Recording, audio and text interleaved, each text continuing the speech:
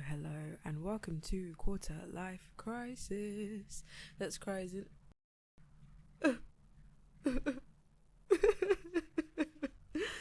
And sis as in, hey sis. And I am your host, AyomidKnight. Let's begin as always. Taking a deep breath in and out.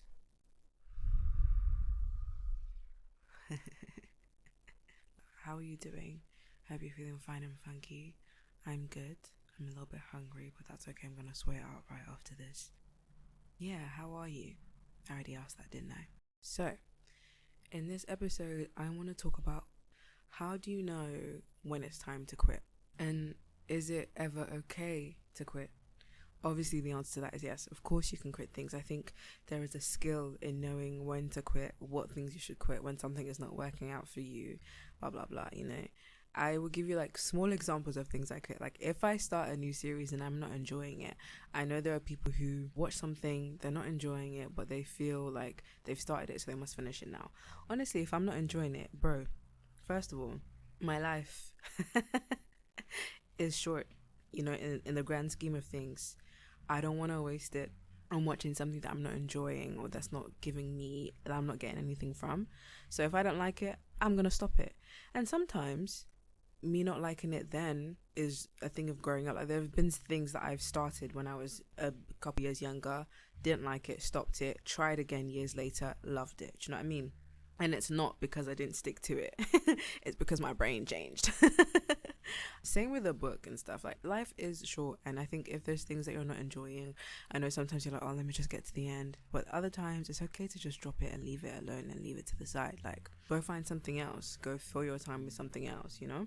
So obviously with quitting, and I'm not talking about things like that, I'm talking about bigger things. So whether it comes to your career, I know something you're going after, how do you know when to quit? How do you know to change lanes?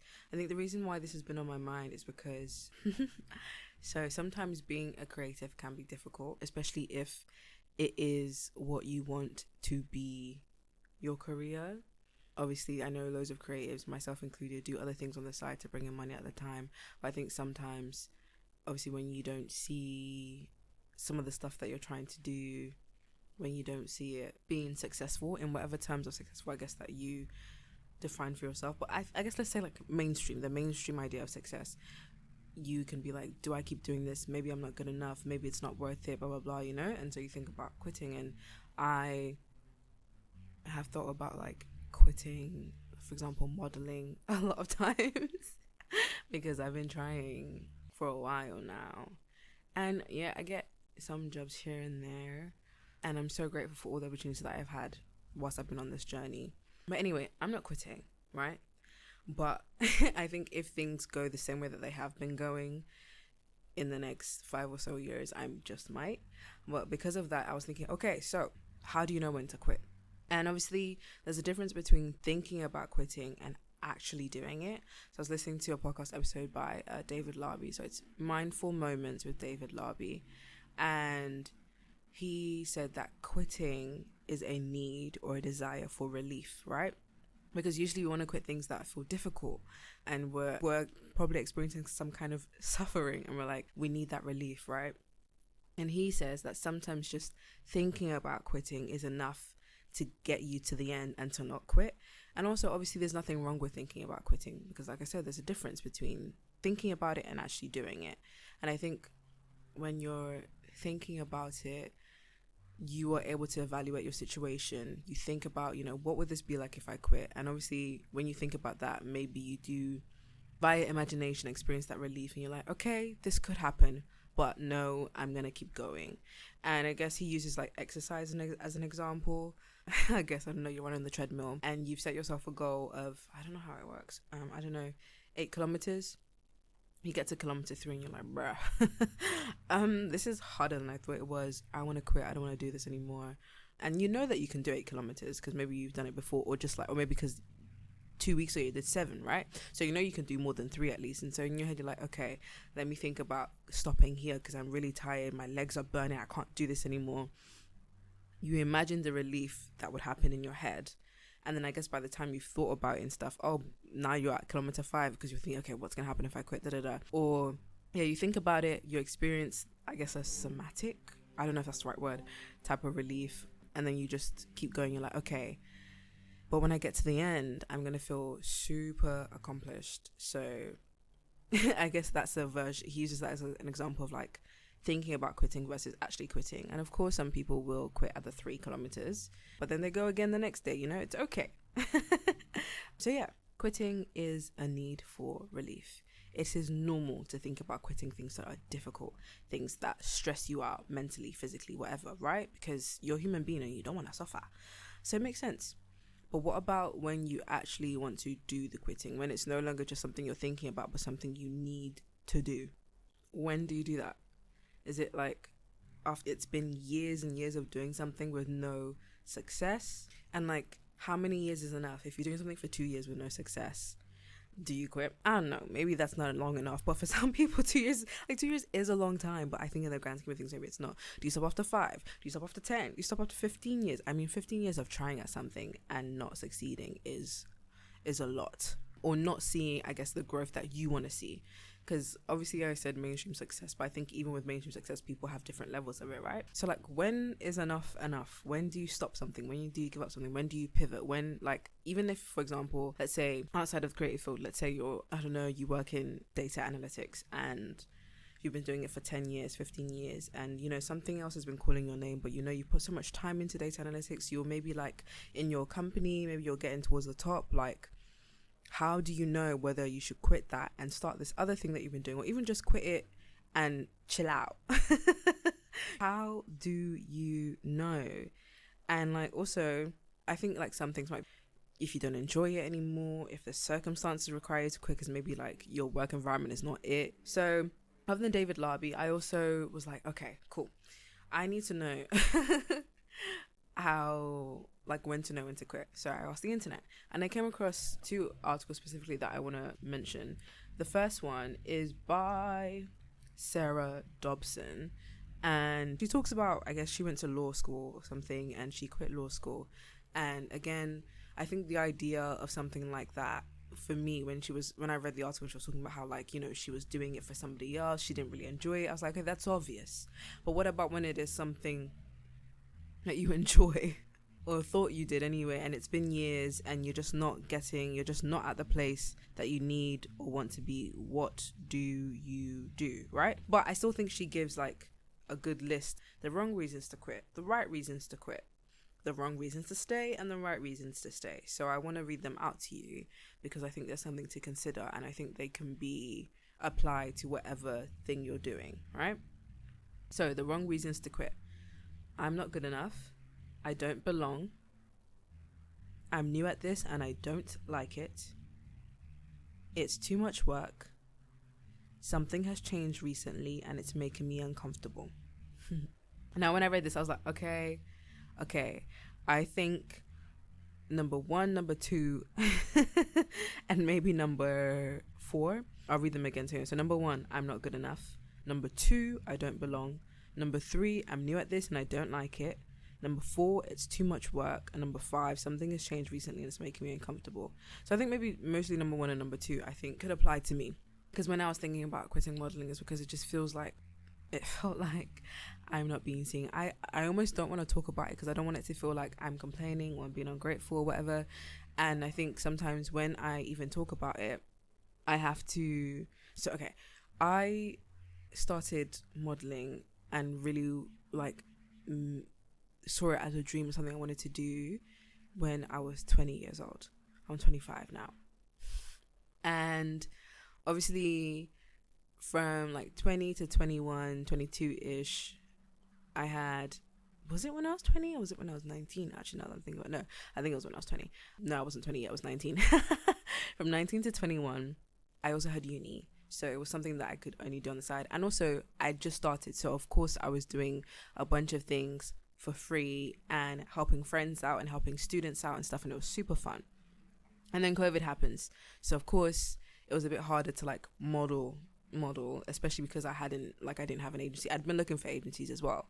And so I remember starting to do shoots for myself. Like I would like set up, I would wear a specific outfit, do my hair a certain way, and take pictures and post them on Instagram. And also I had friends who wanted to do like digital shoots as well, and so I did that. And so I still find a way to do stuff, I guess. And then I moved to Korea. But again, know that like modeling is something like in my head. But I think even then, because I remember when I left university, I didn't necessarily think, okay, I'm gonna really go hard for this modeling thing. Throughout these 5 years, I have been looking for agencies and applying to agencies, and I've been rejected more times than I can count. So when I left university, I was looking for a job, you know, but loads of models have jobs and they model on the side, so fine. And then, like I said, I moved to Korea. I was working as a teacher, and I did some stuff on the side. And I got to like, I had a lot of friends who were models. I went to Seoul Fashion Week, and I got to see them living it. And I was like, okay, if I'm going to stay in Korea for another year, I'm going to come off my teaching visa and I'm going to get an entertainment visa, which would allow me to model and stuff. But I was burnt out. I was like, I don't think I can stay in Korea. I moved back to London. I was like, okay, I'm going to move back to London. I'm not going to have a job. So I think what I want to do is I will find something that is a bit more flexible, and I will really like put the pedal to the metal concerning this modeling thing. So there's been a journey of doing this for over 5 years, but in like me putting like all into it and really going gung-ho and going to castings and applying to more agencies, trying to find agencies that like suit me, and figuring out that like I can't just apply to any, that I have to apply to ones that really like my look works, at least I think that, right, has only been a year in the making. So is it time for me to quit yet? No. As hard as it's been, no. And the reason why I was saying that, like with these reasons that Sarah gives, I'm not good enough, obviously that's something that popped into my head, because I was like, well, I can't be, if like even when I started out I was applying and doing stuff, nothing. I mean, like applying to agencies, obviously you don't need to have an agency to do this. Like, so basically I've been a freelance model like my entire like career, modeling career, although I am signed now, yay me. So I was like, there was a thing of, yeah, I'm not good enough, so yeah, maybe I should quit, because clearly if no one wants to sign me, and even being a freelancer, when I would apply, like go to different castings, I was still getting rejected. I was like, clearly I'm not good enough, so maybe I should quit. And it was taking a toll on me. And then there's the I don't belong, that also, because like I'm below the average height. Like most models as a woman, it's like 5'7" and up. I'm 5'6". Some people say I'm 5'5" even, and you know what, whatever, argue with your nan. So yeah, I don't have the height. I'm not like, even if I didn't have the height, I'm not necessarily skinny. I would say like I'm slim, I guess, but you know, I've got an ass, I got hips. And of course models have this too, sorry, of course people do, but what I'm saying is that like there are parts of me that I'm like, maybe, and even in fact, forget the height, forget all of that, like you can be pretty and have the height and everything and still not be a model. So I was like, maybe my face, my body, whatever, I'm just not right for it and I don't belong in this industry. Another reason why I was like, I should just quit, because sometimes I would go through agencies and see their roster and I'd be like, I don't look like any of these people, even if like they had a petite section or a commercial section that would more fit into. I was just like, I don't know if they would want me, and I apply and then obviously they reject me, so I'm like, yeah, see, I was right. But I'm not quitting, I'm gonna keep going. And I just wanted to say that like in this list of the wrong reasons to quit, those two I think were my main reasons for thinking about quitting. So I'm not going to quit because, as Sarah said, those are the wrong reasons to quit. Now let's go on to the right reasons to quit. I chose this path to please someone else. This is not who I am anymore. I don't enjoy this at all, / the work doesn't feel worth it. I've explored a bunch of ways to make it work, but it doesn't. And I've been feeling emotionally exhausted, frustrated, or angry for a long time. So I think if I ever get to any of these, then I'll know that's when to quit, right? I think that's when you can know when to quit. And so let's move on to the wrong reasons to stay. People will be pissed at me if I quit, / I'll let people down. I'll feel like a failure. People will think I'm a failure if I quit. I'm not a quitter. It's selfish to quit. I'm afraid of what will happen next. I've put so much time / effort / money into this. It will be a step backwards for me if I quit. I'm obliged to stay / I feel responsible. This will look good on my resume. So those are all the wrong reasons to stay. The right reasons to stay. I need more time to figure out what's next, to make a plan to leave gracefully. I need more information to make a decision. I haven't tried all of the options yet.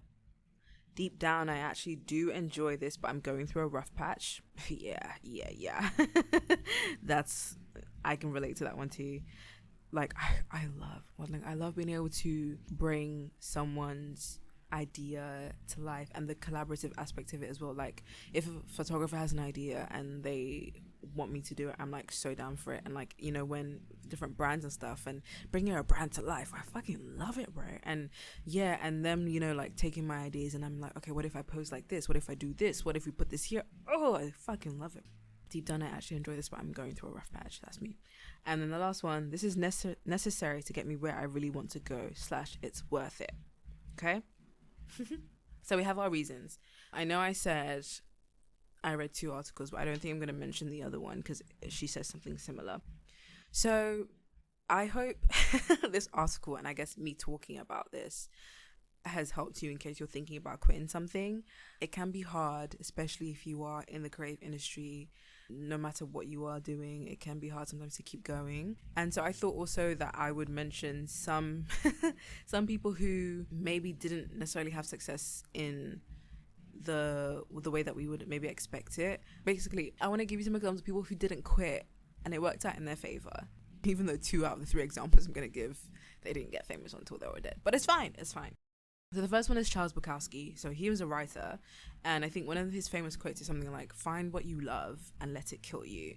And like, he was rejected a bunch of times. Literally none of his writing whilst he was alive was popular or read or anything, but he loved writing so much. He's like, he was literally broke. He was considered a fucking loser, bro, but he did not care. He loved writing. He was like, I'm gonna let this shit kill me. He kept going, and now he's like a super well-known writer. People love him, people study him, and all because he didn't quit. I don't know if he had days where he wanted to quit. He probably did, because he was like, what's the point? But he loved it. He loved what he was doing. And I think sometimes even because he loved it is probably why he didn't quit, because then it became less important whether people thought he was good or not. He was doing something that he enjoyed and that made him happy, you know, even though he was broken, kind of decrepit. Anyway, whatever. And then we have Van Gogh. Van Gogh. No. Van Gogh? I'm British, right? British Van Gogh. We say Van Gogh. Okay. He did like a bunch of paintings, wasn't famous. Like I think he even like starved himself sometimes to be able to get the equipment and the tools to paint. He loved that shit down. To sacrifice food for your art, damn. And now he's again one of the most like well-known artists in the world. And yeah, I know there are things that maybe he's not so great morally. And again, someone who kept at their work, kept at their art, despite not receiving successful accolades, but at the end of the day, their work is studied, their work is copied, their work is selling for millions, their work is seen around the world. You know what I mean? The last person, more modern day, is Ray, the singer. In 2014, she got signed to a record label with a 4-album deal, but literally by 2020, she'd only had 1 album, and it wasn't even a 4 album, it was a mini album. And clearly, like, this record label wasn't giving her what she needed and was not, I don't know, they weren't seeing her as good enough, I guess, which is like so shit. But fast forward now to 2024 and girl is winning awards left, right and center, like 6 Brit Awards in one night. Are you kidding? Her music is skyrocketing. Everyone is loving it. It like went so big on TikTok, went so big around the world, and her artistry is amazing. And that's a 10-year journey. Like, she kept going, even though, you know, signed by a record label, delegated to like guest vocals on other people's albums and stuff, behind the scenes, not seeing the success. And she has every reason to quit, didn't quit, continue going. And now look at her. So if you needed encouragement to not quit, this is it. But if you want to quit and any of the reasons I gave previously feel accurate to you, please do. Like, it's okay. Life will go on. You will find something that works for you and that you don't want to quit at. Okay, so speaking of quitting, I thought this episode about quitting would be a great way to segue into the fact that, so I'm not quitting, don't worry. Like, I'm not going to quit the podcast, but I think this episode will be the last episode in this season and the last episode for a while. Again, with this podcast, I was thinking about, quitting is the wrong word, but definitely putting it aside, because I think I have there are ways in which I've been prioritizing it over other things, and I think I want to prioritize those other things more now, but I still want to give a podcast of quality. And even I think that like this podcast can be better than what I'm giving you or what I have been giving you, but I don't have the brain space because I'm trying to juggle all these things at the same time to give it the energy and the quality that I know it can have, and I still have a lot of things to learn.